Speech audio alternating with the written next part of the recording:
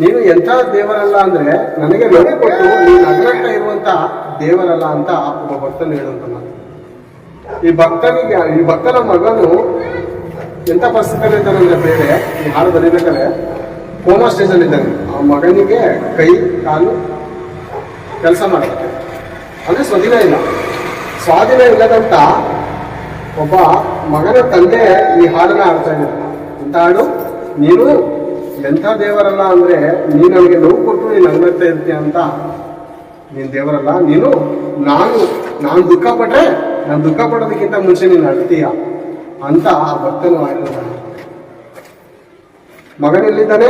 ಆಟ ಆಡ್ತಾ ಇಲ್ಲ ಪ್ರೇರೆ, ಮಗನು ಆಟ ಆಡ್ತಾ ಇಲ್ಲ. ಎಲ್ಲಿದ್ದಾಗ ಏನಾದ್ರು ಹೇಳ್ತಿರೋದು, ಕೋಮಾ ಸ್ಟೇಜಲ್ಲಿ ಡಾಕ್ಟರ್ಗಳು ಬದುಕಿಸುವುದಕ್ಕೆ ಕಷ್ಟ ಅಂತ ಹೇಳುವಂತ ಸ್ಥಿತಿಯಲ್ಲಿ ಈ ಭಕ್ತನು ಆ ಹಾಡನ್ನು ಆಡ್ತಾ ಇದ್ದಾನಂದ್ರೆ ಈತನು ದೇವರನ್ನ ಯಾವ ರೀತಿ ಅನುಭವಿಸಿರ್ಬೋದು.